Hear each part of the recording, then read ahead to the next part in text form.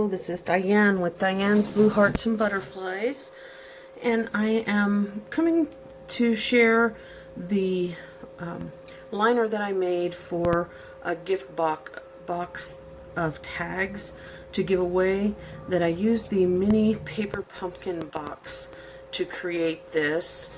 I had seen a lot of things on Pinterest showing some liners that had dividers so that you could put things, and I really wanted to create one. I tried going over and looking at some of the others, and it didn't quite give me the specifics that I wanted to be able to use these mini paper pumpkin boxes. So I created one on my own, and I wanted to share it with you. I didn't want to focus too much on the stamping and die cutting and stuff today because I mainly wanted to focus on that liner. And I will share some of the products that I used. One is a retired set, the Merry Little Labels, that was last year, I think it was, and the Everyday Label Punch that went with that. I did use those for the tags and for the top of the box. Also for the tags, I stamped the background with that I cut out from the third largest of the stitch nested label dies. I stamped that with the birch background, but you could also use the buffalo check background. Either one would do to just give it a little bit of interest. And then the label on the top for the special delivery label, I did use one of the labels from the Stitch So Sweetly dies to cut that out. The paper that I used for this is from the Heartwarming Hugs Designer Series paper, and I felt that those were just some really nice colors that I wanted to use. Let me cover a little bit about the mini paper pumpkin boxes. There is a shiny side and kind of a flat cardboard side, and generally if you're going to be serving food in these, you would want to have the food, like cookies or something else that you wanted to put in here, you'd want that on the shiny side so that it doesn't soak into the cardboard. Some people prefer to have the shiny side outside because they want a different look.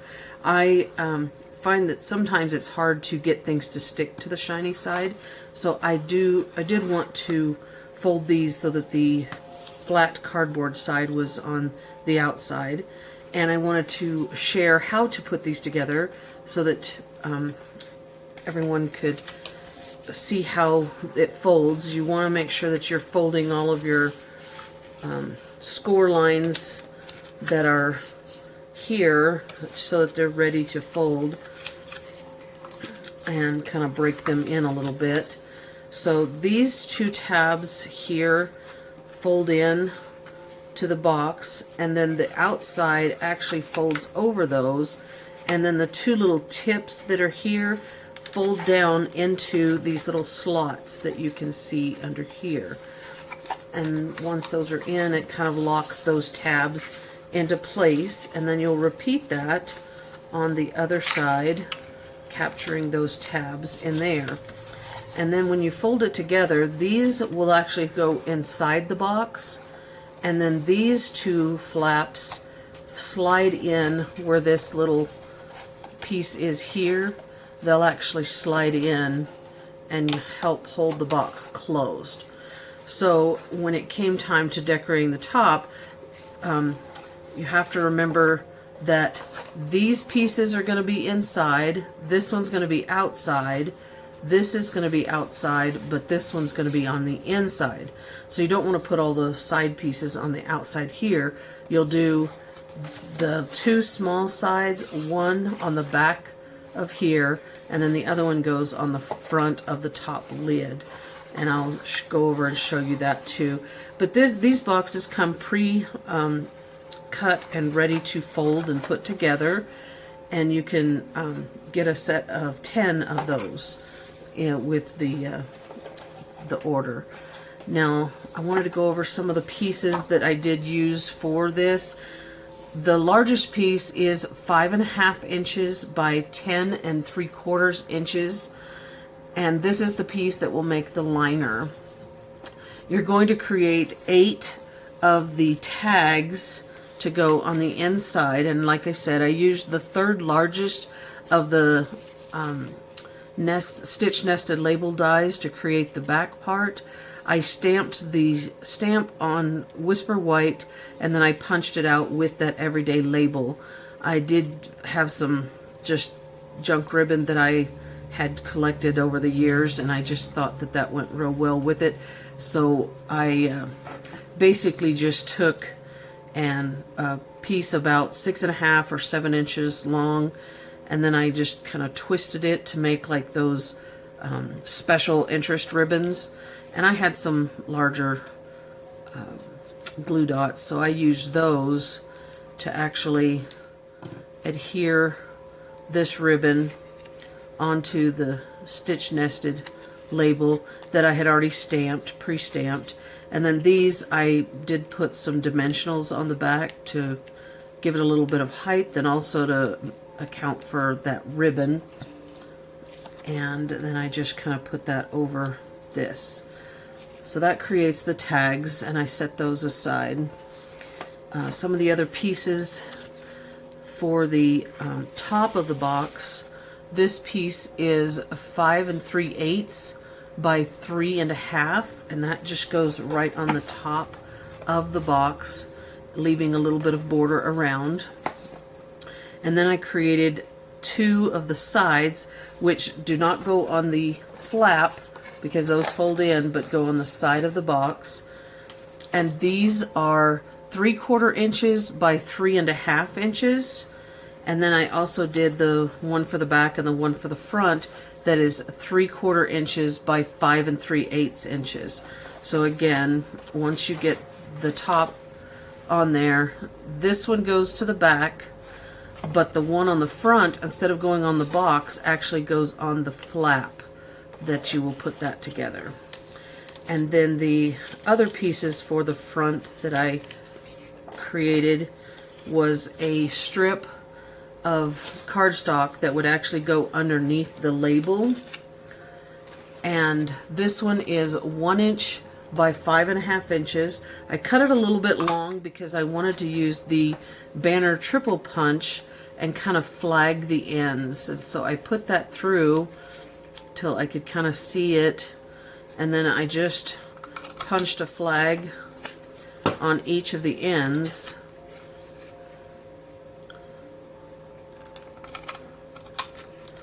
And then that fits across there. And then you could either glue the label directly to this and then pop it up, or you could glue this down to the top and then pop up the label on that. So you have 2 choices there. So now that I've talked about the decorating and some of the things that you put in there, one of the other things is a doll pin, which I did find at a hobby store, and some white twine. And I just wrapped this around here to give them some twine to be able to adhere the labels to the gifts. So now I wanted to cover how we are going to do the liner. So I prefer using the Stampin' Up! Trimmer for doing the scoring, but you could also use the scoring board. You just want to remember with either one of them, this paper isn't cardstock, and so you do not want to push very heavy. Just lightly kind of go over it. If you need to, you can go over it a little bit more, but it's better to use less pressure and go over it a couple of times than it is to use a lot of pressure, because I found that you can push so hard that you actually cut it with the scoring blade. So what I'm going to do is, when the Designer Series paper is in portrait, that means the shorter side is at the top and the long side is going up and down. I measured over to the 7/8. The Stampin' Trimmer, it actually has marks down to the 16ths in here, but the 7/8 mark would be 2 from the 1.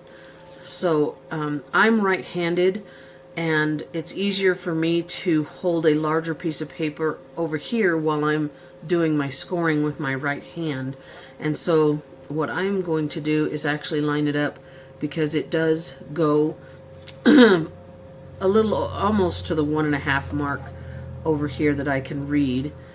And I'm going to do 7/8 on each side, and again, don't apply too much pressure, and it does create a little scored mark. It's very light, but I'd rather not go all the way through. And then I just flip it around and do the 7/8 again, because it's very difficult if I'm putting it through this way to put it at that 7/8 mark, and then I don't really have any paper that I'm holding when I'm doing that. So that's why I do it this way. And then, so I lined it up at the 7/8, and again, just lightly kind of going over it a few times. Now I'm going to turn it so that it's in landscape position. And again, because I am right-handed and I want more paper over here, I do start my first mark over here on the right side of the cutting track or the scoring track. We're going to again start with 7/8. The 7/8 is kind of our outside border, and then I'm going to flip it around. So my 7/8 mark is right here. My next mark is 3 1/8. That's where I want to score the next one. And then 4.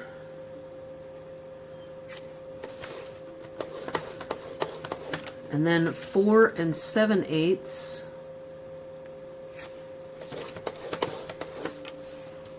Then 5 7/8. And then I'm going to open up the trimmer. It does have more measurements past here. So then I'm going to go to the 6 3/4. So 6 1/2 is right here, and the 6 3/4 is here. And the really nice thing about the Stampin' Trimmer is it does have some extra marks. You can't see them, they're not on white, they're on this darker brown, but they do have them embedded or indented into them. So 6 3/4, I'm going to do another score. Then 7 5/8, which is the 8th mark after the 7 1/2, so 7 5/8. And then 9 7/8. And that is the last of the scoring for this. Now, we do want to kind of fold over these score lines just lightly, because we are going to be cutting some tabs off. Looks like I did score a little heavy over here, but thankfully it's right around where the score line is, I believe.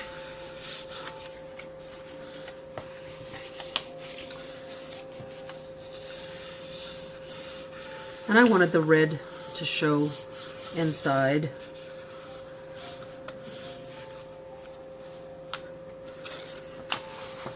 So on here we have the center sections where there are 1, 2, 3, 4, 5 sections right in here. And what we're going to do is first we're going to take off all of the 4 outside corner pieces. So you could start with those.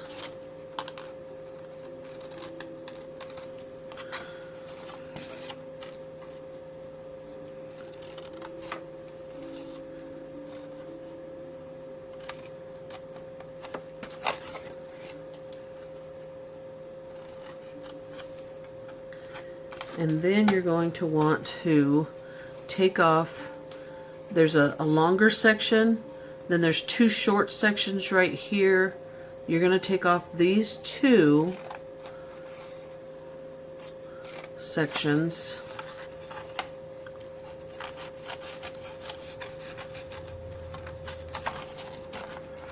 Leave this one small section and then take off the next two small sections.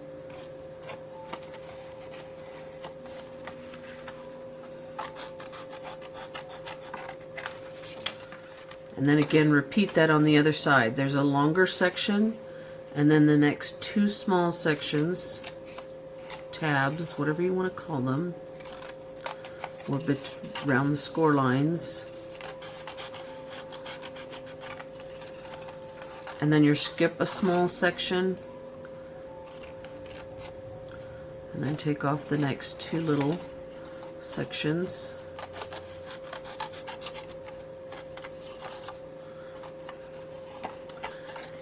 And then this is where you get to fold it the correct way. So the first part on each end is forming that little tray where you're going to put the gift tags. And so all of those folds are valleys.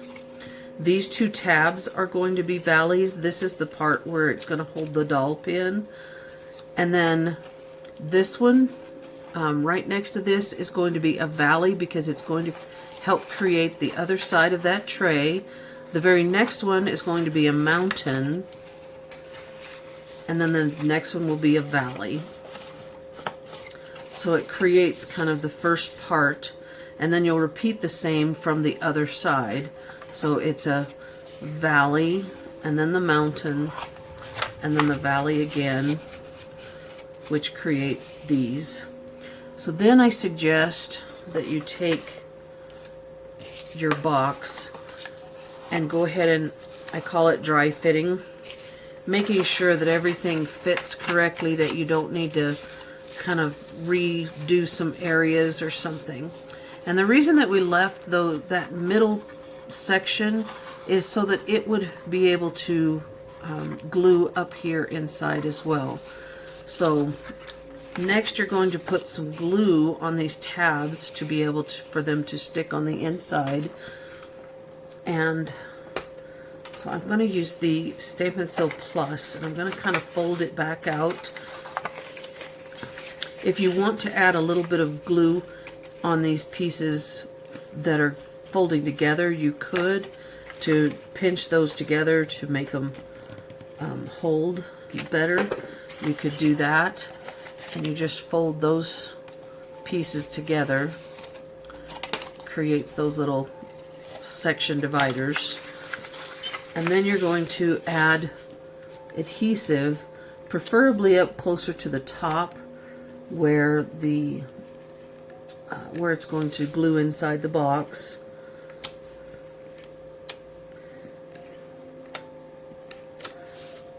I prefer the Stampin' Seal Plus.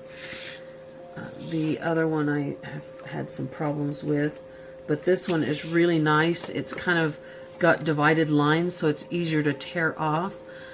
And I also found out that the cases for either one, they're interchangeable, the outside cases. So if you already have one of the Stampin' Seal and you're not happy with it, you could just get the Stampin' Seal Plus to put in there. Now, I urged my class members to kind of fold in these tabs first to get them out of the way before putting it into the box. That way you're only having to really worry with trying to hold back the ends when you're pushing this down inside, because the Stampin' Seal Plus is really sticky. So I wanted to make sure that I got the ends down in there all the way before I started sticking things inside. And then I just kind of folded all the pieces and stuck them around. And then this is where you can start putting all of your pieces inside here.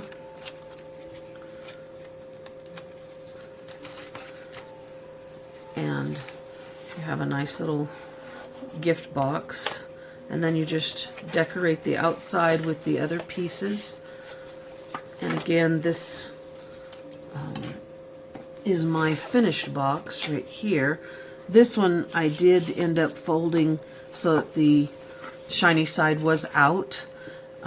Again, it was just I had problems getting things to stick a little bit with it, but you could do it either way you want to be able to create a nice gift box. I did also take and create some paper with cardstock and stamps, and then some die cuts, and created another kind of little gift tag box. I saw another person on Pinterest that had used, I think it might have been Facebook, that was using the black and white, which is non-traditional colors, but it really made it pop, and I really liked the look of the pine cones kind of standing up on the tags. And this one I used the Delightful Tag Topper Punch, the Peaceful Boughs, and then another Christmas Sentiments set that I used on these. So I hope that you enjoyed this and that it could help you in creating a gift that you can give away for gift giving. Thank you.